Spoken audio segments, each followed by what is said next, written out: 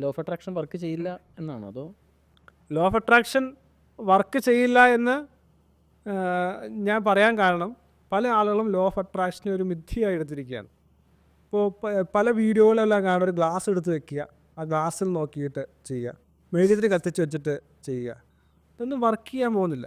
Action എടുക്കാത്തിടത്തോളം. Action law of attraction എന്ന് പറയുന്നത് ആക്ഷൻ ചെയ്യാൻ നമ്മെ സഹായിക്കുന്ന കാര്യമാണ്. ഇപ്പോൾ power of subconscious mind. അതെ, ഒരു കാര്യം ഉള്ളിൽ കണ്ടിന്യൂസ് ആയി നാം ചിന്തിക്കുന്നുണ്ടെങ്കിൽ അത് ഇവൻച്വലി നമ്മെ ആക്ഷൻ ചെയ്യാനായിട്ട് പ്രേരിപ്പിക്കും. രണ്ട്, നാം ചിന്തിക്കുന്ന കാര്യങ്ങൾ പലപ്പോഴും സംഭവിക്കാനുള്ള സാധ്യത വളരെ വളരെ വളരെ കൂടുതലാണ്. അപ്പോൾ ഇതിനൊരു പ്ലാസിബോ എഫക്റ്റ് എന്നാണ് ലോ ഓഫ് അട്രാക്ഷൻ പറയുന്നത്. ഇപ്പോൾ ഒരു കഥയൊരു സംഭവം കേട്ടിട്ടുണ്ട്. ഒരു അമ്മായിയമ്മയും മരുമോളും ഭയങ്കര വിഷയമാണ്. അതെ. അപ്പോൾ ഡോക്ടറെ അടുത്ത് പോകുന്നു. ഈ അമ്മായിയമ്മയെ കൊണ്ട് എനിക്ക് രക്ഷയില്ല എന്ന് മരുമോൾ പറയുന്നു. അപ്പോൾ ഡോക്ടർ പറയുന്നു, ഒരു കാര്യം ചെയ്യ്, ഈ ഒരു വെള്ളമുണ്ട്, ഈ വെള്ളം നീ അമ്മായിയമ്മയ്ക്ക് എല്ലാ ദിവസവും കൊടുക്കണം. വെള്ളം അല്ലെങ്കിൽ ചായ നീ ഉണ്ടാക്കി കൊടുക്കുമ്പോൾ വെള്ളം, ഒരു ചെറിയ വെള്ളം അതിനകത്ത് ആഡ് ചെയ്തിട്ട് കൊടുക്കണം. 30 ദിവസം നിൻ്റെ അമ്മായിയമ്മ മരിക്കും. ആ പുള്ളിക്കാരി സന്തോഷമായി. അമ്മായിയമ്മ ആരും അറിയത്തില്ല, നീ ഇത് മാത്രം ചെയ്താൽ മതി എന്ന് പറയുന്നു. പക്ഷെ ഒരു കാര്യമാണ്, 30 ദിവസത്തിനുള്ള ആ അമ്മ മരിക്കും. പിന്നെ 30 ദിവസം നീ ആ അമ്മായിയമ്മയെ സ്നേഹത്തോടെ സന്തോഷത്തോടെ നോക്കണം. ആരും നീ വിഷമിപ്പിക്കുന്നു, എന്തായാലും 30 ദിവസത്തിൽ മരിക്കും. അപ്പോൾ സ്നേഹത്തോടെ സന്തോഷത്തോടെ നീ അവരെ പരിചരിക്കുക എന്ന് പറയും. അപ്പോൾ ഈ പുള്ളിക്കാരി ഈ മരുന്ന് വെള്ളം ഒഴിച്ച് ചായയിലോ അല്ലെങ്കിൽ വെള്ളത്തിലോ ഒഴിച്ച് കൊടുക്കുന്നു, കുറേ ദിവസം കൊടുക്കുന്നു. അമ്മ മരിക്കൂല എന്തായാലും. അപ്പോൾ പിന്നെ കുറച്ചുകൂടി സ്നേഹത്തോടെ സംസാരിക്കാനായിട്ട് അഭിനയിക്കുന്നു. പക്ഷെ ഒരു ദിവസം, 2 ദിവസം, 3 ദിവസം, 4 ദിവസം കഴിഞ്ഞ് 5 ദിവസം കഴിഞ്ഞപ്പോഴത്തേക്കും അമ്മായിമ്മയ്ക്ക് എൻ്റെ അത്ഭുതം, എൻ്റെ മോളിലേക്ക് എന്തോ ഒരു മാറ്റം, എന്നെ സ്നേഹിക്കുന്നു. അപ്പം അമ്മായിമ്മയ്ക്കും തിരിച്ച് സ്നേഹം അങ്ങോട്ട് തോന്നുന്നു. അങ്ങനെ ജീവിതത്തിൽ മാറ്റം ഉണ്ടാകും. അമ്മായിമ്മയിലും പരിവർത്തനം വന്നു കഴിഞ്ഞു. അമ്മായിമ്മയ്ക്കും എൻ്റെ മോൾ എന്നെ സ്നേഹിക്കുന്നു, എനിക്ക് എന്നെ സന്തോഷം സംസാരിക്കുന്നു, എനിക്ക് വേണ്ടി പല കാര്യങ്ങളും ചെയ്യുന്നു. ഇവളെന്തിനാണ് ചെയ്യുന്നത്? എന്തായാലും അമ്മ മരിക്കും കുറച്ച് ദിവസം കഴിയുമ്പോൾ. അപ്പോൾ ഇനിയുള്ളൊരു 10-30 ദിവസം അമ്മ സന്തോഷത്തോടെ ഇരുന്നോട്ടെ എന്ന് വിചാരിച്ചാണ് ആളെ ചെയ്യുന്നത്. ഇത് ശരിക്കും പറഞ്ഞാൽ മരുന്ന് കൊടുത്തതുകൊണ്ട് മരിക്കാൻ വേണ്ടി കൊടുത്തെങ്കിലും ഉണ്ടായൊരു മാറ്റം എന്ന് പറയുന്നത് വളരെ ഡിഫറെൻ്റ് ആയിട്ടുള്ള മാറ്റമാണ്. പലപ്പോഴും പല മരുന്നുകൾ ഉൾപ്പെടെ അങ്ങനെയാണ്. ഇപ്പോൾ ചില ഡോക്ടേഴ്സൊക്കെ പ്രശസ്തരാകാറുണ്ട്. മരിക്കുന്ന രോഗമാണെങ്കിലും അവർ പറയും പേടിക്കണ്ട, ധൈര്യമായിട്ടിരുന്നോളാൻ പറയും. അതെ അതെ അതെ. അതുകൊണ്ട് ചിലപ്പോൾ ചില അമ്മച്ചിമാരൊക്കെ ഉണ്ട്, എന്തെങ്കിലും മരുന്ന് കിട്ടിയാൽ മാത്രമേ അസുഖം മാറിയാലേ തോന്നുള്ളൂ. അതെ. അപ്പോൾ ആ സമയങ്ങളിൽ നമ്മൾ ആ ഡോക്ടേഴ്സ് അങ്ങനെ കൊടുക്കും, അല്ലെങ്കിൽ അങ്ങനെ പറയും.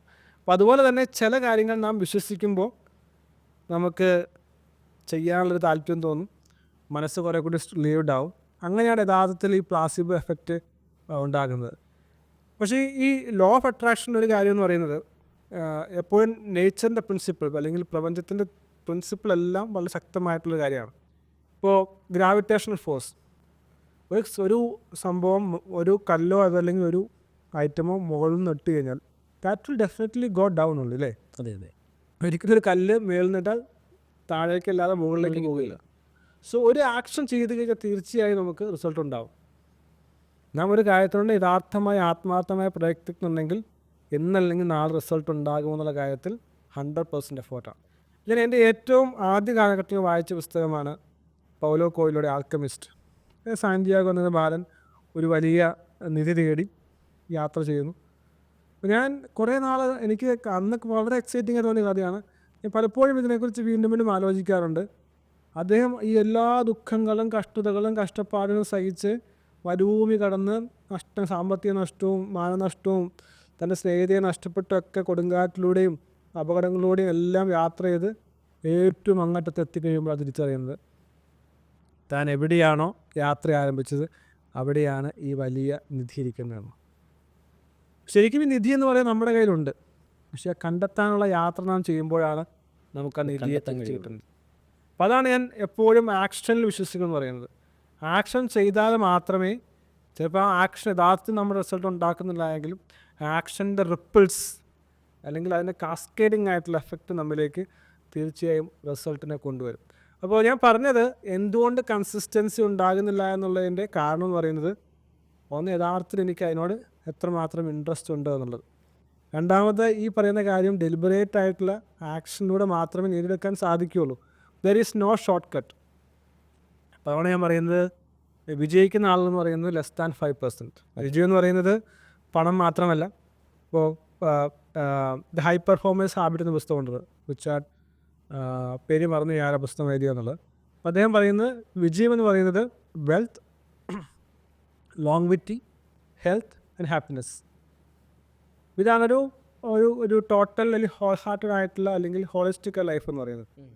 പണം ഉണ്ടാകുന്നത് മാത്രമല്ല, സന്തോഷം ഉണ്ടാകണം, ആരോഗ്യം ഉണ്ടാകണം, കുറേ നാൾ ആരോഗ്യത്തെ ജീവിച്ചിരിക്കണം, ജീവിതത്തിന് പർപ്പസ് ഉണ്ടാകണം.